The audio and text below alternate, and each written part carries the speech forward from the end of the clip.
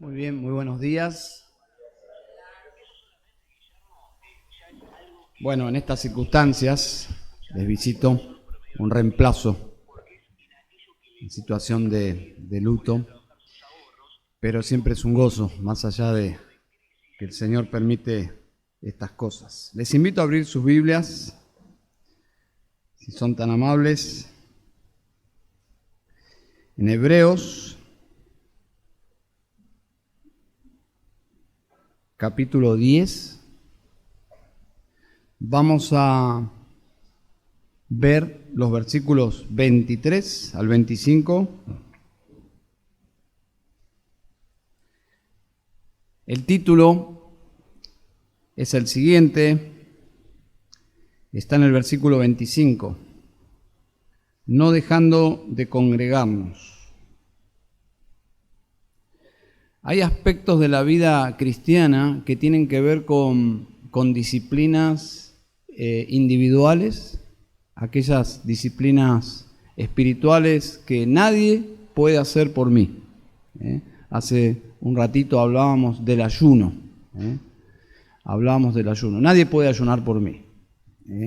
Nadie puede orar por mí en mi lugar, ¿sí? A favor mío, pero yo debo orar, debo hablar con Dios. Nadie puede meditar por mí. Nadie puede servir por mí. Entonces tenemos en la Biblia esas disciplinas individuales, pero también tenemos en la Biblia, y con mucho énfasis, disciplinas que tienen que ver con la iglesia, con mis hermanos, en la comunión. Estas disciplinas son las que forman el concepto del ministerio de 9 marcas, que ellos le llaman la cultura del discipulado. Es esas cosas que fluyen cuando estamos juntos, cuando nos reunimos, de unos a otros, esa influencia espiritual que provocamos en la vida de otros y otros provocan en nuestras vidas. Y estos hermanos, particularmente en Hebreos capítulo 10, del libro de Hebreos, pero particularmente vamos a enfocarnos en el versículo 25, estaban dejando justamente la comunión, la congregación, el estar juntos. Estaban sufriendo, estaban luchando por su fe en Cristo.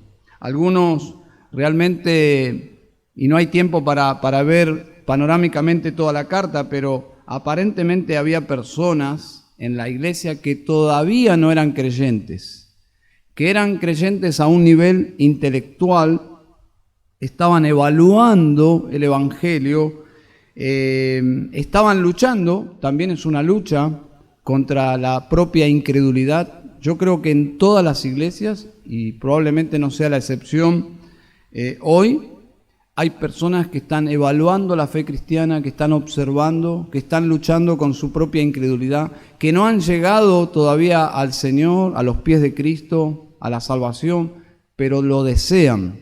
Desean de todo corazón tener lo que otros tienen, pero no ha ocurrido ese milagro en sus vidas. Entonces, eso sucede en todas las iglesias. Hay personas que realmente cuando se convierten y sus luchas se resuelven, hay un cambio tremendo en sus vidas. Esa tensión por la falta de seguridad en Cristo se va y viene en su lugar una paz y una esperanza sin dudas preciosa que trae el Evangelio. Pero otros, y esto es la triste realidad, otros nunca llegan. Es la triste experiencia de todas las iglesias, de personas que pasan, que escuchan, pero nunca llegan a la fe. Como dice 2 de Timoteo 3:7, dice, siempre aprendiendo, pero nunca pueden llegar al pleno conocimiento de la verdad. Personas que son atraídas al Evangelio de forma intelectual, porque sin dudas el misterio del Evangelio y de la fe y de las doctrinas de la gracia son realmente asombrosas, pero tienen también ese misterio para algunos intelectual, como quieren abordar el Evangelio en ese sentido y nada más, y siempre están aprendiendo, aprenden cosas nuevas, pero nunca llegan a Cristo, nunca llegan al pleno conocimiento de la verdad, que es básicamente, Cristo dijo, yo soy el camino y la verdad, es una persona, no es una doctrina el Evangelio, es un mensaje, pero se trata de una persona. Y habrá personas así en todas las iglesias y en todos los tiempos que pasarán por nuestras congregaciones y no llegarán a la fe. Espero que no sea el caso de ninguno de ustedes, que pasen la eternidad en la condenación pensando acerca de las oportunidades que tuvieron y no pudieron y no quisieron principalmente. Así que este pasaje que tenemos frente a nuestros ojos, podríamos decir es una exhortación desde el cielo, porque esta es la palabra de Dios, más allá del escritor humano, es la palabra de Dios, y es una arenga celestial en medio de una batalla contra la incredulidad, si no has llegado a la fe, y en el caso de ser cristianos tenemos una presión sobre nosotros, principalmente a partir de nuestras luchas, nuestro pecado, y si estás sufriendo por causa de la fe, como era el caso aquí, entonces esta arenga es básicamente lo siguiente. Continúa, a pesar de todo, continúa el camino del discipulado cristiano, valientemente, junto a otros. Estoy tratando de resumir toda la epístola de los Hebreos. Continúa el camino del discipulado valientemente junto a otros y no abandones al Señor, despreciando su sacrificio perfecto y suficiente. Esta es la música de fondo de esta carta. Personas que estaban evaluando volver atrás, volver al judaísmo, volver a los sacrificios, volver a la sinagoga, al ritualismo, volver a las sombras y no a la sustancia, que es Cristo Jesús. Así que tenemos 3 puntos en nuestro texto sobresalientes que quiero que observemos juntos. En primer lugar, esta exhortación es a seguir y no abandonar el discipulado cristiano. Entonces, básicamente comienza con una exhortación a mantenernos firmes.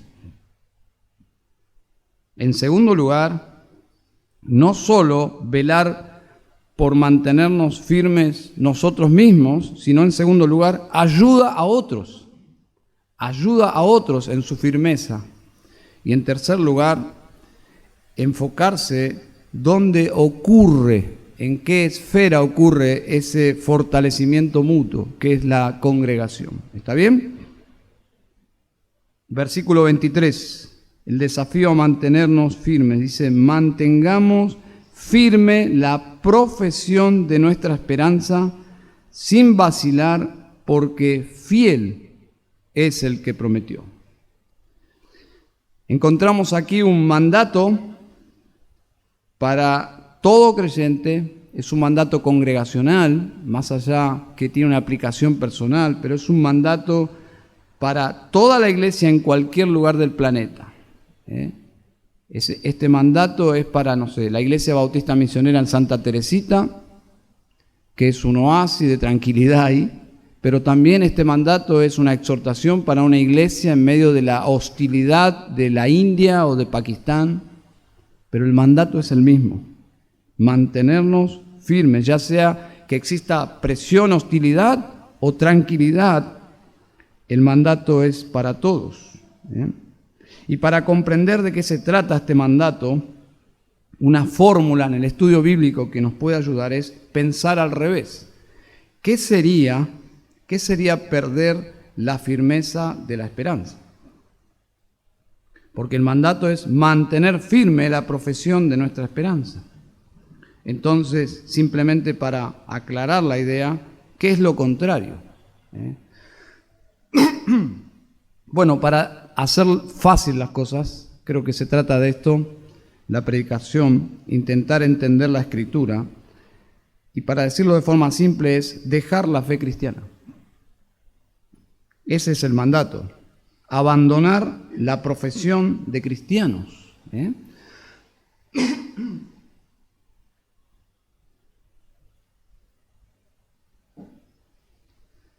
¿Es esto posible?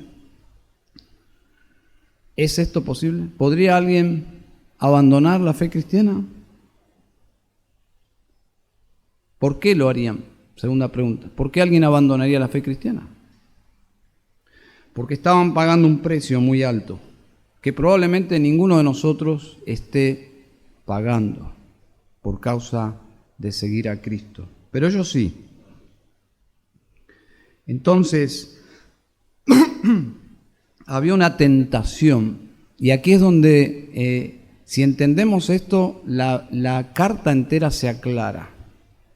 Estaba la tentación de dejar a Cristo, que tenía un costo, el costo de la cruz, y volver al judaísmo, volver a los días donde la vida era más tranquila, donde simplemente estábamos con nuestros amigos, paisanos, judíos, nos encontrábamos en el templo, en la sinagoga, comíamos la Pascua,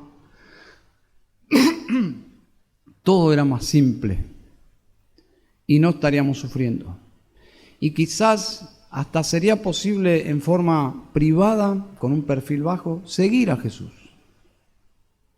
¿Es esto posible? Bueno, la carta de Hebreos dice que esto no es posible. No es posible. Vivir de esa forma, volver atrás, es básicamente abandonar la profesión de nuestra esperanza.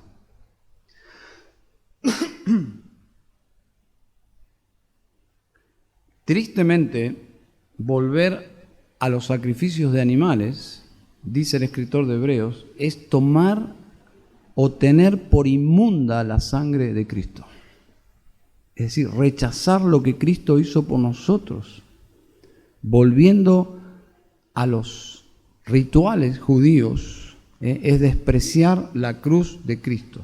Ahora, no es nada nuevo que personas, ante la presión de sufrir por causa de la fe, niegan la fe, vuelven atrás, vuelven con sus amigos, vuelven a sus antiguos pecados, abandonando su profesión de fe. Ahora, uno entiende que hay personas que estudian una carrera, se reciben, comienzan a trabajar y les parece que se equivocaron de profesión. ¿Conoces personas así? Se equivocaron, esto no es para mí, y abandonan la profesión. Ahora, ¿esto es posible en la fe cristiana? Lamentablemente hay personas que sí, que dicen, esto a mí no me funciona, yo veo a otros que tienen gozo, que tienen paz, que disfrutan, a mí todo me es tan costoso que esto no es para mí, y abandonan. Bueno, esto no es nada nuevo. Lo que prueba esto, que alguien abandone la fe, es que su fe no es genuina. Hay pasajes en esta epístola que dan a entender que una persona que fue verdaderamente creyente, al actuar así pierde su salvación. Pero no es lo que enseña esta epístola.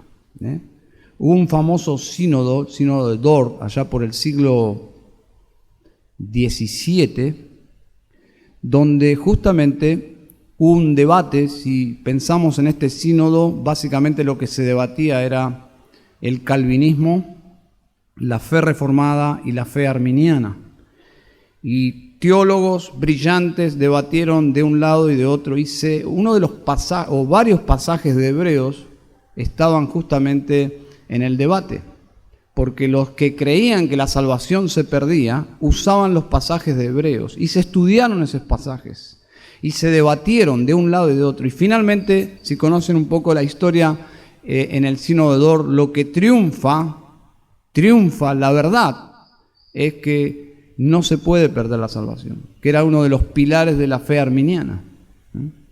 porque la fe la da Dios. La fe es un don de Dios, dice Efesios, ¿no? Entonces la fe verdadera es una fe que hace que nosotros perseveremos más allá de todas las debilidades, más allá de todas las lágrimas, más allá de todos nuestros pecados, infidelidad, sufrimiento. Dios nos dará las fuerzas para perseverar. Pero si alguien, y esto no es nada nuevo, si alguien abandona la fe, históricamente esto ha sido así, es la historia de la iglesia. La iglesia fue santificada justamente por el abandono de muchas personas que seguían a Jesús superficialmente. Entonces la persecución lo que hizo es purificar la iglesia. Ahora esto no es nada nuevo, ya Jesús lo había anticipado, de muchas formas, pero simplemente para ilustrar. Mateo 13:20, y aquel en quien se sembró la semilla en pedregales, este es el que oye la palabra y enseguida la recibe con gozo. Y lo vemos con gozo, está en la reunión, canta con gozo, está con nosotros. Pero Jesús dice, pero no tiene raíz profunda en sí mismo, sino que solo es temporal. Y cuando por causa de la palabra viene la aflicción o la persecución, enseguida tropieza y cae. No es nada nuevo, ya Jesús lo anticipó. Es una fe, como dice Jesús ahí, es una fe sin raíces y es una fe temporal, es una fe superficial. Cuando hay que pagar un precio, esto no es para mí. Y eso es lo que significa enseguida tropieza y cae. La idea es de abandono de la fe. Y este es el tema de fondo de esta carta, es la tentación de seguir a Cristo, volver atrás, lo cual indicaría que es una fe superficial, que es una fe no genuina. Y ya lo escribió antes el escritor. Si ustedes me acompañan a capítulo 3, por favor.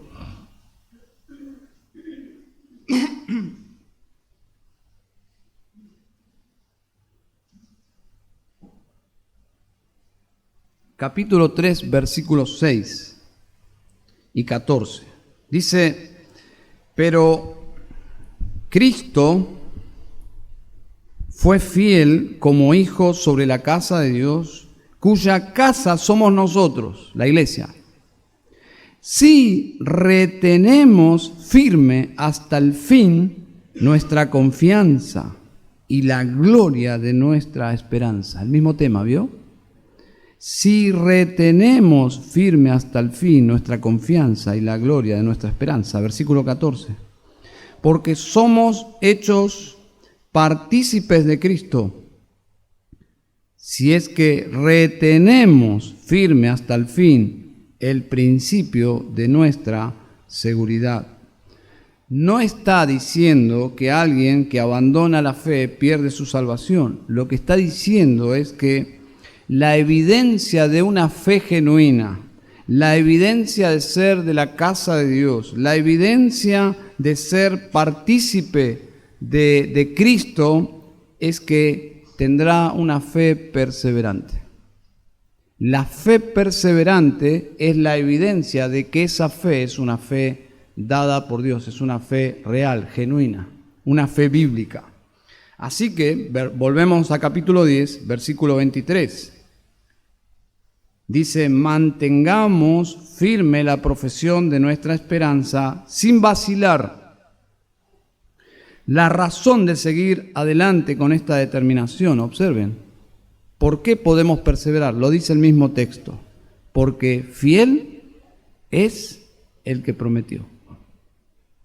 Entonces, ¿cómo alguien podrá mantenerse fiel en esta profesión de la esperanza cristiana? Lo dice el mismo versículo, porque Él es fiel, nosotros no. Porque Él es fiel, nosotros vamos a mantenernos firmes. ¿Por qué? Porque nadie nos puede arrebatar de mi mano, dijo Jesús. Es decir, la fortaleza de esta fe no radica en nosotros mismos, sino que Él es fiel. Y cuando llegamos a capítulo 11 y leemos la cantidad de personajes y la frase que se repite es por la fe, por la fe, por la fe, por la fe, ¿cuál es el rol de la fe en la vida espiritual? Es por fe. Pero ¿quién nos dio esa fe? Dios. Él es fiel. Él es el proveedor de esta fe. Es una fe perseverante. Es una fe que va a perseverar a pesar de todas nuestras lágrimas. Así que detrás de esta fe inquebrantable, que no es una fe perfecta, es una fe con momentos de debilidad, inclusive de dudas, con muchas etapas con fluctuación probablemente, momentos altos, momentos bajos, pero es una fe que detrás de esta fe está Cristo mismo. Fiel es el que prometió. Ahora esta es la promesa del nuevo pacto, hermanos. Jeremías 32:40 dice lo siguiente. Dice, haré con ellos un pacto eterno por el que no me apartaré de ellos para hacerles bien, gloria a Dios por eso, e infundiré mi temor en sus corazones para que no se aparten de mí. Por favor, este texto es clave, es el ADN del nuevo pacto. El nuevo pacto ya no es externo, es interno en el corazón. Ya no está escrito sobre las piedras, está escrito sobre nuestro corazón. Dios ha escrito, ha hecho esto, dice, infundiré mi temor en sus corazones para que no se aparten de mí. Es una fe perseverante. Para que no se aparten de mí, es para no renunciar a la fe, para no apostatar al cristianismo y perderme en el mundo para no volver nunca más. ¿Conoce gente así? Yo conozco, en más de 30 y pico de años de cristiano, he visto personas adorar en la iglesia, cantar, servir, inclusive hasta llegar a puestos de ministerio, para luego volver atrás, dejar a Cristo, ignorar a Cristo, con la indiferencia más malvada y con la dureza más perversa, para nunca más volver a la iglesia. ¿Esto es posible? Sí, pero no es que perdieron la salvación, es que nunca la tuvieron. Eran simplemente profesantes que no llegaron jamás a tener una relación con el Cristo amoroso, jamás le rindieron sus vidas a este Salvador precioso. Y era lo que estaba sucediendo aquí. Pero el nuevo pacto ha hecho esta obra en nosotros. Fiel es el que prometió. Y esta carta, que no se sabe quién la escribió, y eso nos trae más asombro todavía, porque como que Dios no quiso revelar quién escribió esta epístola, más allá de todo, es Dios quien nos habla. La pregunta es, ¿quieren volver al judaísmo? ¿Quieren volver a su antigua vida, regresar a los sacrificios, regresar a la sangre de los animales, regresar a toda esa liturgia hueca y vacía que jamás pudo proveerles paz y salvación y poder? ¿Quieren volver hacia atrás, al antiguo pacto? Y esa es la carta de Hebreos. Cristo es mejor, Cristo es mejor, Cristo es mejor. Cristo es mejor que toda revelación antigua. Dice en la antigüedad, capítulo 1, versículo 1, Dios nos habló de diferentes formas por los profetas, pero ahora nos habló en Cristo, la superioridad de Cristo en cuanto a la revelación. Y Moisés, que es quizás el personaje más extraordinario de la fe judía, Cristo es mejor que Moisés, y Cristo es mejor que todos los sacrificios, y Cristo es mejor que el sacerdocio. Cristo es mejor que el templo, Cristo es mejor, es infinitamente superior. Y ya vino, nació, vino, murió, resucitó de los muertos, es nuestro Salvador. ¿Por qué volver a las sombras? ¿Por qué volver a todo eso que prefiguraba, que simbolizaba, que apuntaba a Cristo? ¿Por qué ir en contramano de la revelación bíblica? Hay todo un movimiento hoy, y hermanos, tengan cuidado, entre paréntesis, tengan cuidado, hay todo un movimiento que batalla contra nuestra fe, contra la iglesia, de querer hacernos pensar que hay una vida espiritual superior en el judaísmo. Hay todo un movimiento judaizante que quiere hacernos pensar que la verdadera fe es ir hacia atrás, cuando toda la Biblia, en la lectura natural y en la progresión de cómo Dios se fue revelando a sí mismo, es hacia adelante, no hacia atrás. Volver al judaísmo es ir en contramano en Panamericana. Es una locura. El flujo de pensamiento y el aumento de luz y de revelación en la Biblia es hacia Cristo, no hacia el judaísmo, no hacia Moisés, no hacia la sinagoga, no hacia el kipá, hacia todo ese sistema que no tiene nada que ver con nosotros.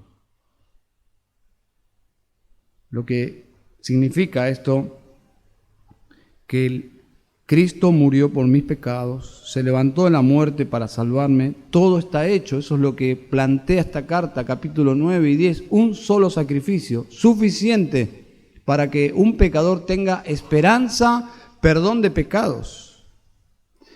Y si vuelves atrás para salvar tu vida, para evitar el sufrimiento, la hostilidad, el bullying, si querés decirlo de alguna forma más moderna, simplemente nunca creíste. Nunca creíste. Jesús fue muy claro, dijo, si alguno quiere salvar su vida, la perderá. Si alguno pierde su vida por causa de mí, la hallará. Por lo tanto, esta firmeza y esta exhortación aquí de mantener firme la profesión de nuestra esperanza sin vacilar, es decir, firmes, solo puede venir de Cristo, no de nosotros mismos. Porque nosotros somos débiles y somos egoístas y queremos evitar todo sufrimiento. ¿Por qué sufriríamos? Solamente habría una razón, porque amamos más a Cristo que a nuestra propia vida. Y que si nuestra vida termina, tenemos una esperanza que trasciende esta vida. Esa es la fe cristiana. Esa es la fe cristiana. No es una fe teórica. Claro que es una fe que se experimenta bajo probablemente una situación extrema, mientras tanto esa fe está como pasiva o medianamente activa, pero la expresión más vislumbrante de la fe es cuando es puesta a prueba. Cuando es puesta a prueba y el cristiano demuestra que su vida es menos valiosa que su Salvador. Y eso es lo que le da gloria a Cristo. Eso es lo que glorifica a Dios. Que Cristo es más valioso que la vida misma. Y que estamos dispuestos a perder nuestra vida porque Cristo es nuestra vida. Y si nuestra vida física desaparece, tengo una esperanza que trasciende este mundo. Eso es lo que significa. Dice, mantengamos firme la profesión de nuestra esperanza sin vacilar. Está menospreciando el precio de morir. Nosotros tenemos en alta estima aferrarnos a esta vida. La Biblia dice lo contrario. La Biblia nos demuestra como que si hay que morir, y bueno, hay que morir por Cristo. Claro, a nosotros nos parece como, wow, demasiado, ¿no? Pero históricamente la iglesia ha pasado por situaciones así, donde morir era una posibilidad por la fe. Nosotros estamos tan alejados de esa posibilidad que como que uno lee estos pasajes, y muchos, sobre persecución, y los leemos como en blanco y negro, ¿no? Como que no los entendemos muy bien, porque estamos alejados de ese contexto de sufrimiento, de persecución. Pero si vendría sobre nosotros cierta persecución y peligro de muerte, estos pasajes básicamente los comenzaríamos a evaluar a color, ¿no? o hasta en 3D, porque cobrarían un valor que hoy como que a veces nos cuesta entenderlo. Muy bien, entonces, el desafío de mantenerse firme sin vacilar. En segundo lugar, no solo se trata de mantenernos firmes nosotros, sino que la vida cristiana es, me mantengo firme, pero ayudo a otros. Ayudo a otros, versículo 24. Y consideremos cómo estimularnos unos a otros al amor y a las buenas obras. Es decir, que cuando hay este clima de hostilidad, lo natural es replegarnos, hacernos egoístas, sálvese quien pueda. Bueno, la Escritura dice todo lo contrario. Ayuda a otros. Si fuese un campo de batalla, no es la idea de me escondo hasta que todo suceda, hasta que todo pase. No, la idea es mantenerse al lado de tus compañeros, de tus soldados, de tu regimiento, de tu pelotón.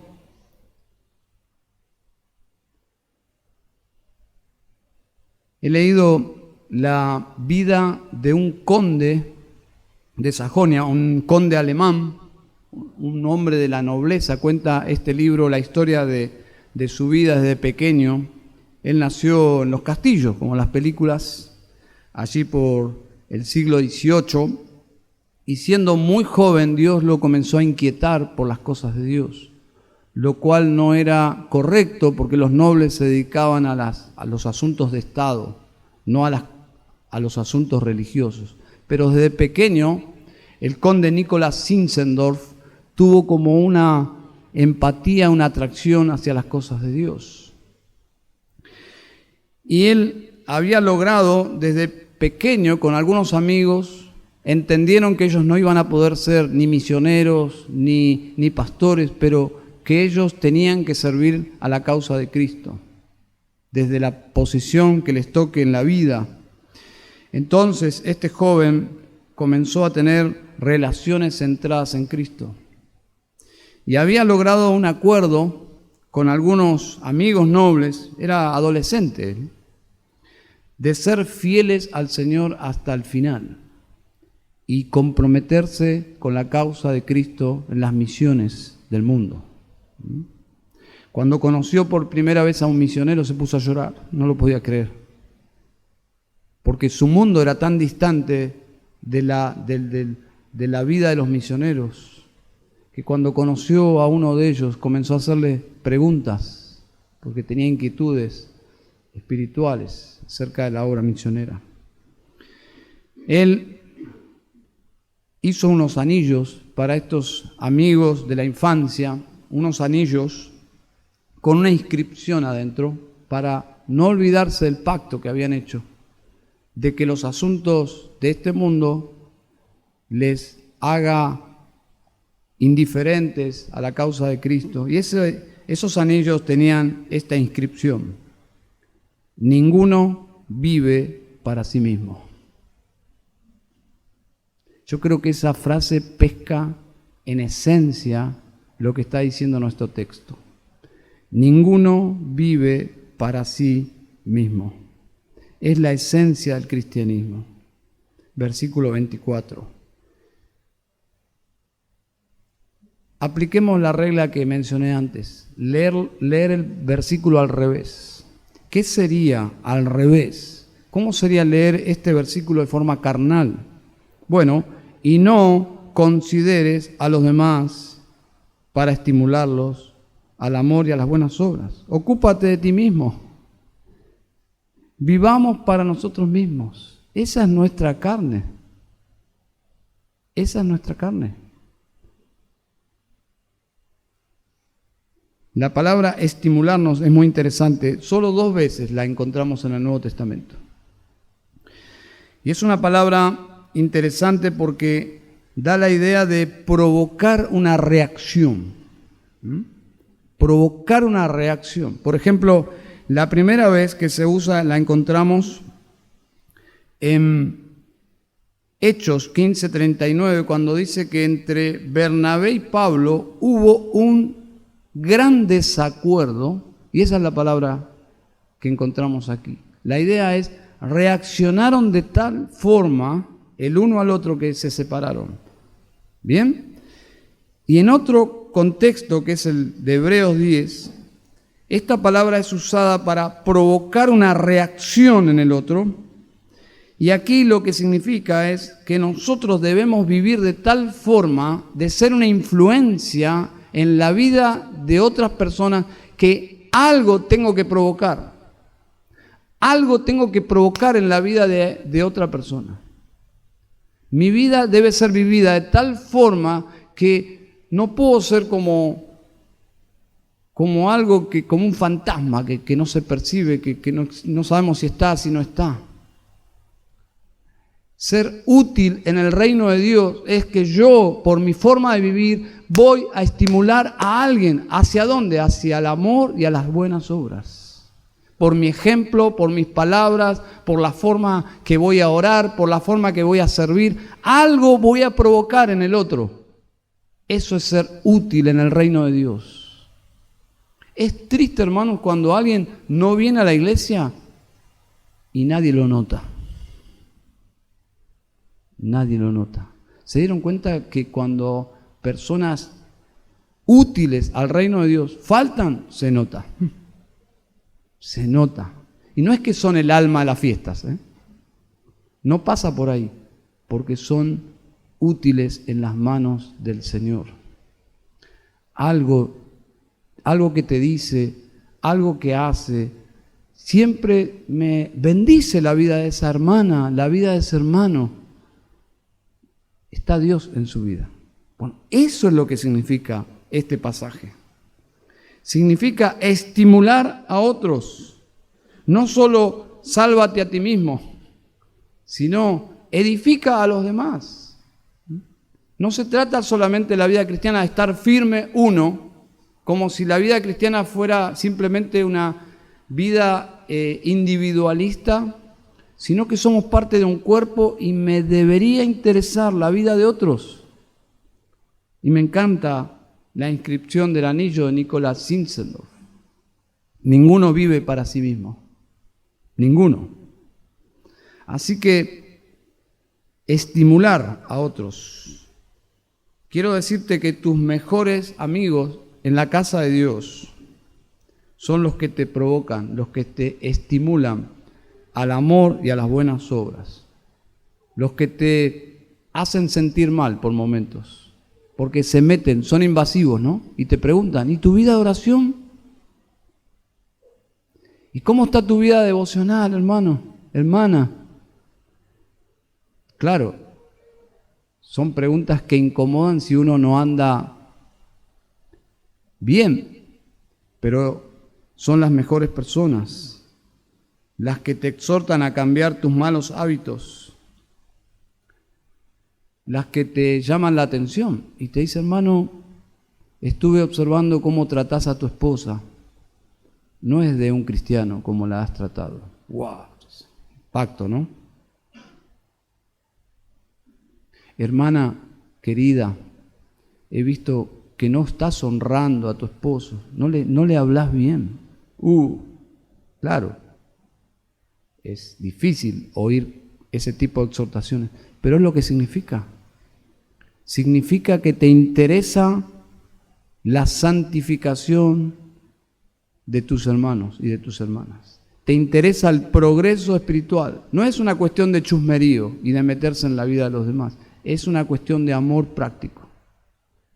Si alguien está perdiendo sus batallas, esa batalla es mi batalla. ¿Se dan cuenta, no? Eso es involucrarse en la vida de los hermanos. La indiferencia es lo contrario del amor, es lo que plantea aquí, es lo contrario. Esto no es una iglesia católica donde venimos a la misa, cumplimos y nos vamos a casa y a nadie le importa la vida del otro. El pueblo de Dios es otra cosa, totalmente diferente. Estamos entrelazados. ¿Por qué? Porque somos parte de un mismo cuerpo. Y si sos un cristiano genuino, dice que el amor de Dios ha sido derramado en tu corazón. Tenés el amor de Dios. Simplemente tiene que fluir y comenzar a interesarte en la vida de otros. Y esa es la exhortación aquí. Todas estas cosas ocurren no en el aislamiento, y esto nos lleva al último punto. Estas cosas no ocurren en el aislamiento. ¿Dónde ocurren estas cosas? De unos a otros, de estimularnos. Versículo 25. No dejando de congregarnos, como algunos tienen por costumbre. Mala costumbre. Sino exhortándonos unos a otros, y mucho más al ver que el día se acerca. ¿Dónde ocurre toda esta estimulación al amor y a las buenas obras? Cuando estamos juntos, cuando nos congregamos. ¿Saben? Este pasaje no menciona el día del Señor, aunque lo incluye, pero es mucho más que el día del Señor, porque no menciona un día específico, aunque asumimos que particularmente o principalmente habla del día del Señor, el primer día de la semana, pero es mucho más.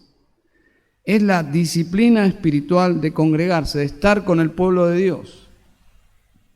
Es una amonestación contra la costumbre de algunos de no congregarse, de minimizar la importancia de congregarse. Quiero darles una frase que tiene que ver con el versículo 25. Minimizar la necesidad de congregarnos es minimizar nuestra capacidad de desanimarnos y apartarnos. Si alguien tiene en poco el valor de congregarse, está teniendo en poco su propia capacidad de terminar justamente con la advertencia de esta epístola, de tener un corazón duro para apartarse del Dios vivo. El texto nos dice que cuando nos congregamos, básicamente algo pasará. Algo va a pasar en tu vida. Pero si no te congregas, eso que podría pasar no va a pasar. Porque particularmente Dios obra por medio de su Espíritu cuando su iglesia está reunida.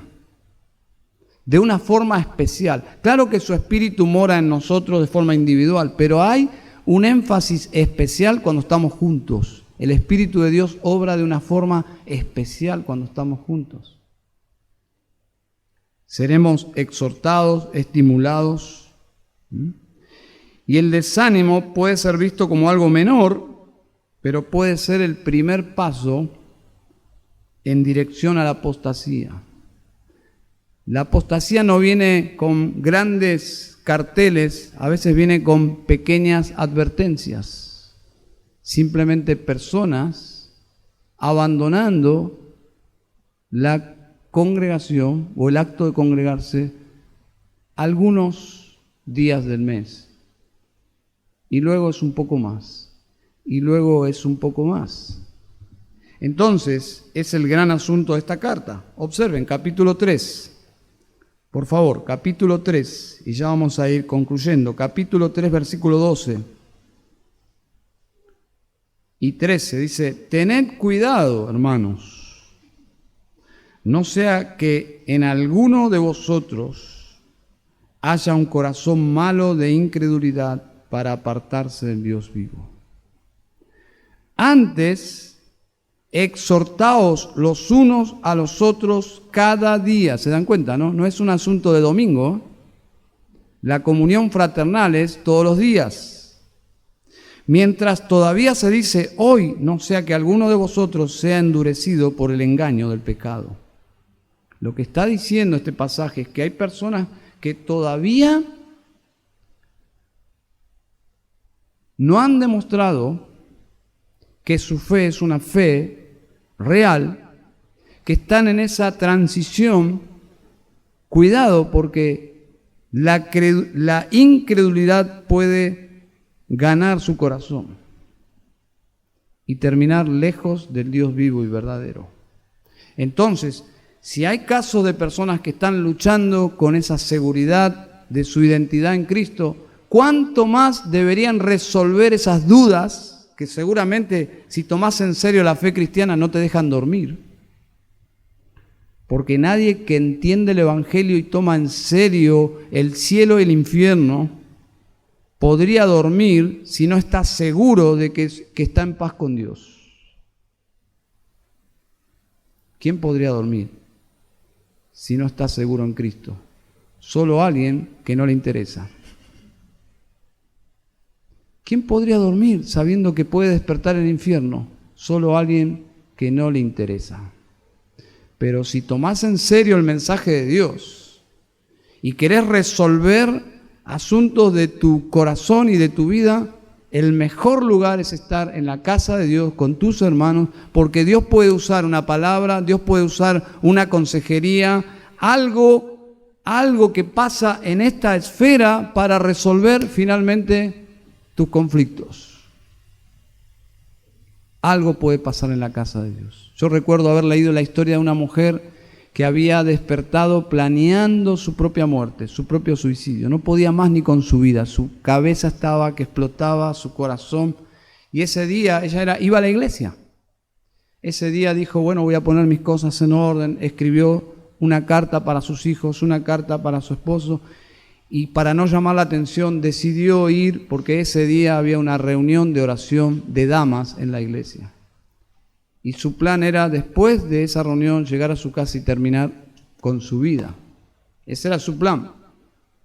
Pero en esa reunión de oración, sus hermanas, guiadas por Dios, comenzaron a orar de tal forma que cada oración era sacarla de ese pozo de angustia y de tribulación y depresión. Y finalmente, cuando esa reunión de oración simple, sencilla, sin glamour, unas mujeres hermanas orando de forma sencilla en un grupo, cuando esa reunión terminó, su alma era otra.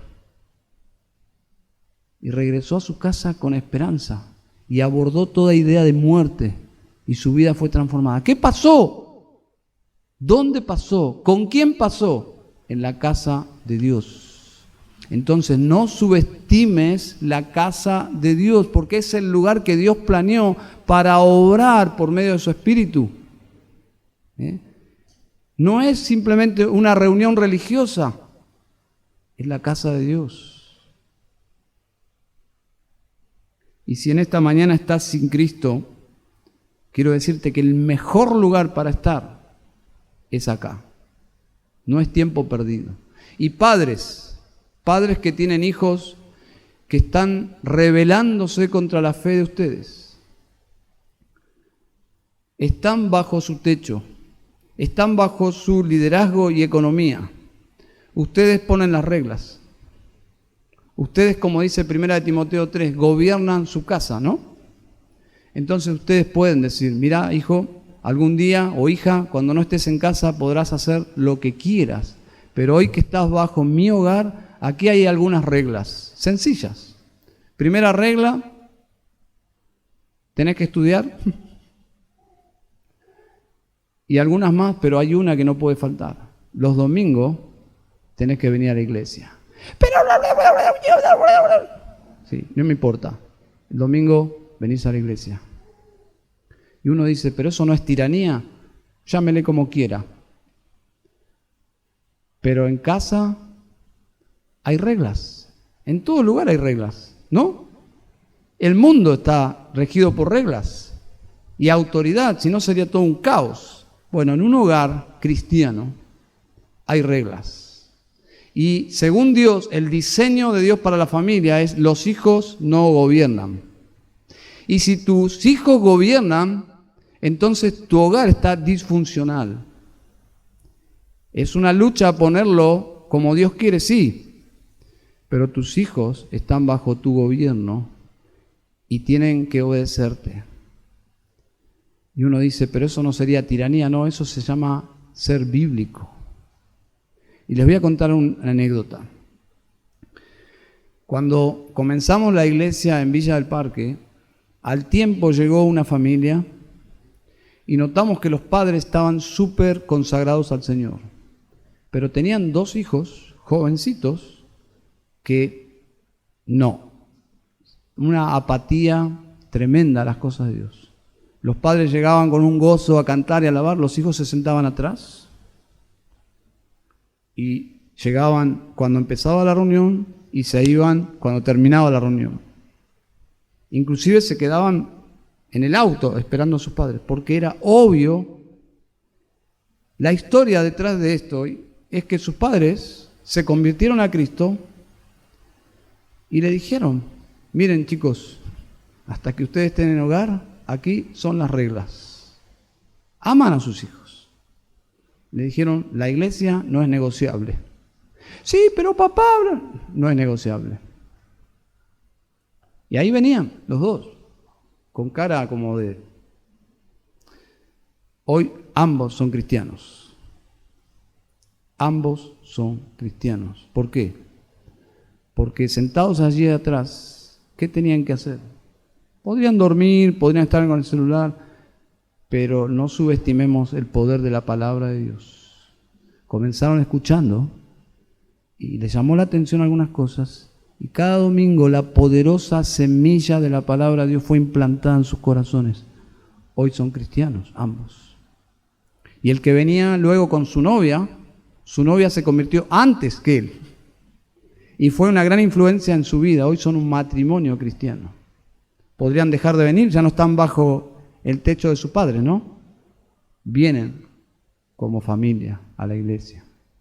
Entonces, yo no creo que estés haciendo bien con tu hijo adolescente que te dice: yo papá no voy a ir a la iglesia. Bueno, quédate, hijo. No creo que sea un buen liderazgo. Según el diseño de Dios, no hay un mejor lugar que este. Aunque vengan de mala gana, con mala cara, en rebeldía, no importa, la palabra de Dios tiene poder. Y algún día, cuando ya se vayan de tu casa, que hagan lo que quieran, pero ya no sos responsable. Hoy sos responsable por tus hijos. Así que el mandato de congregarse no solo es para los padres, sino para su familia, sean o no sean creyentes. Si están bajo tu hogar, vos gobernás y Dios te va a pedir cuentas también. Así que, hermanos, padres que tienen una situación así, quizás no hay ningún caso aquí, pero si hay algún caso así, sean firmes, porque es por el bien del alma de tus hijos. ¿Amén? Bueno, ahora sí, cerramos el paréntesis. Hermanos, congregarnos es un recurso de Dios para combatir el pecado y la incredulidad. ¿Saben? El que está firme espiritualmente ve la necesidad de congregarse porque tiene algo para hacer por sus hermanos. Y el que está débil espiritualmente, lo menos que tiene que hacer es: hoy no voy a la iglesia, no me siento bien. No, tiene que ir a la iglesia porque es débil. Entonces, el débil y el fuerte se encuentran en la congregación de los santos y se necesitan. El fuerte necesita ministrar a otros y el débil necesita ser ministrado. Esta es la guerra contra el pecado y la apostasía. No todos van a responder bien. Y les voy a decir algo, perdonen si los ofendo, pero algunos de ustedes se van a ir al infierno. Lamentablemente es la situación real de la historia de la iglesia. Algunos de ustedes van a pasar la eternidad en el infierno.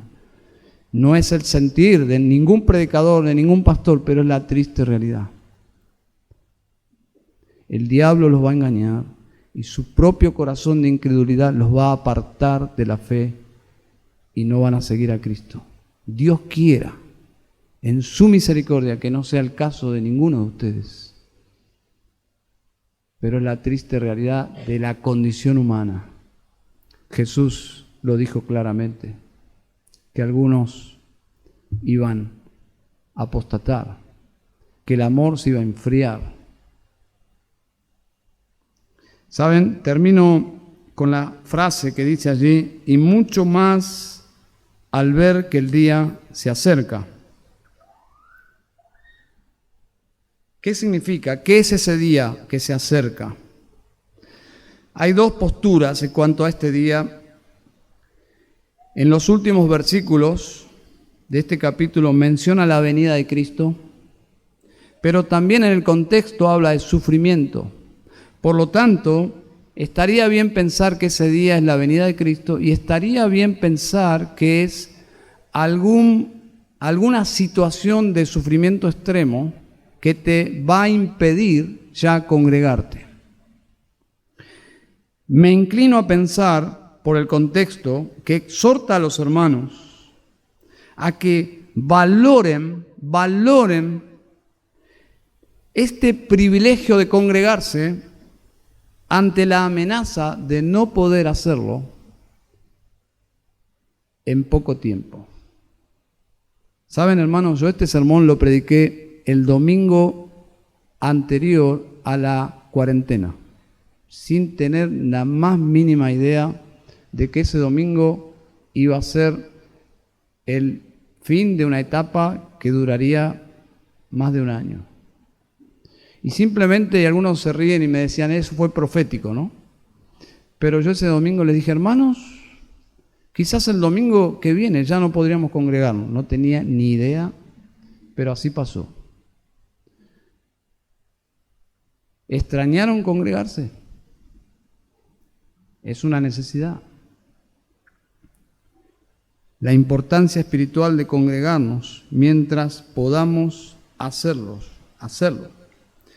¿Por qué alguien dejaría por sí mismo de congregarse? ¿Por qué alguien boicotearía su propia vida?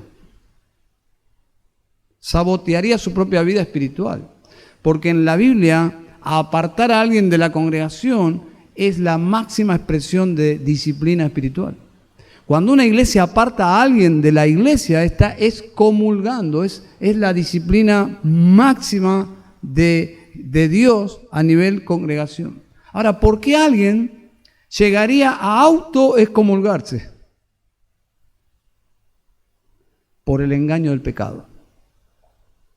Básicamente, no subestimemos la capacidad de nuestros corazones de engañarnos, de que el pecado nos endurezca de tal forma que llegue el día de decir, me da lo mismo ir o no ir a la iglesia. Porque ese día puede ser el primer paso hacia la apostasía, para dejar la iglesia y no volver nunca más.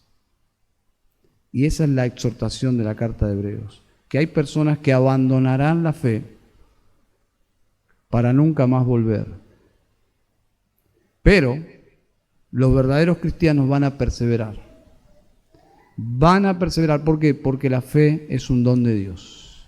Y la fe es un don de Dios y es un don dado por un Dios fiel, que conoce nuestra flaqueza, nuestra debilidad. Y que Él sabe que jamás por nuestra propia capacidad podríamos perseverar hasta el fin. Es imposible. Es imposible. Tiene que haber un empoderamiento de Dios que sea más grande que el amor intrínseco hacia el pecado. Tiene que romper ese poder de amor hacia el pecado. Tiene que ser algo sobrenatural. Esa es la fe que Dios nos ha dado. Que nuestro amor a Cristo y a su obra y a su causa es más fuerte que nuestra propia naturaleza caída. Ese es el poder del Evangelio. Amén. Entonces, simplemente, el desafío que encontramos aquí es a mantenerte firme sin vacilar. Si sos un cristiano genuino, firme acá, sirviendo al Señor. Si estás ahí en dudas, firme igual hasta que el Señor te dé esa fe salvífica. En segundo lugar, mantente firme, pero ayuda a otros a estar firme. Y en tercer lugar, recuerda que donde todo esto ocurre es cuando nos congregamos, cuando estamos juntos. Amén. Bueno, vamos a orar al Señor. Padre Santísimo, justísimo, te alabamos, Señor. bondadoso Padre celestial. Cuánto nos amas. Lo vamos sabiendo de a poco, Señor. Quizás jamás vamos a entender la dimensión de tu amor, Señor. Jamás. La eternidad no alcanzará para saber cuánto nos amaste y cuánto Cristo nos amó para morir en esa cruz por nosotros. Señor, ¿cómo volver atrás? Señor, solamente te rogamos, considerando nuestra propia incapacidad y las luchas de nuestro corazón, nuestra incredulidad, nuestras dudas, infidelidad, nuestro pecado, Señor. Al considerar nuestro pecado, solo nos queda descansar en tu gracia y en tu fidelidad. Y pedirte que por favor, Señor, nos fortalezcas para terminar la carrera de pie, con la espada en la mano, con muchas heridas probablemente de nuestro propio pecado, pero Señor, por favor, guárdanos. Guárdanos, Señor. No solo guárdanos, sino úsanos para que otros se guarden. Úsanos para estimular a otros a la fe y a las buenas obras. Y Señor, líbranos de subestimar el valor que tiene la congregación de los santos. Señor, subestimar la casa de Dios es menospreciar a la esposa de Cristo, por la cual Él murió y derramó su sangre, Señor. Oh Padre, ayúdanos a amar lo que tú amas. Particularmente tú amas la iglesia, Señor. Y amas bendecir, disfrutas bendecir a la iglesia. Y disfrutas ver a tu iglesia disfrutando de ti, Señor.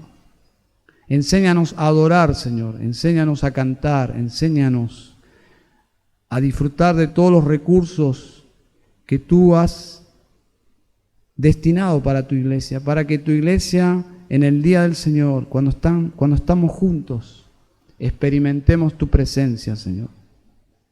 Enséñanos a adorarte, Señor, como congregación, a abandonar, Señor, todo lo que es litúrgico simplemente, sino a abrazar todo lo que es espiritual, Señor. Las oraciones, enséñanos a orar, Señor, como congregación. Enséñanos a alabar.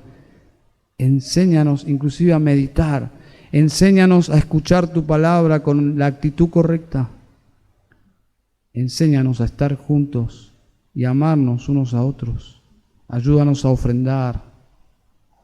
Ayúdanos, Señor, por favor. No quisiéramos perder nada de este banquete, Señor, que nos regalas cada vez que estamos juntos.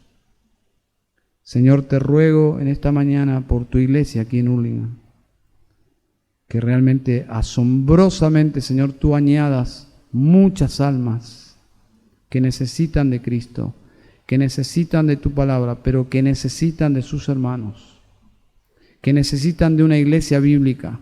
Levanta, Señor, líderes, obreros, para que esta congregación también pueda plantar otras congregaciones.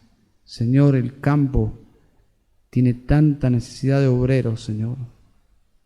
Padre, usa nuestras iglesias para poder multiplicarnos y suplir la necesidad de tantos lugares que no tienen iglesias, Señor.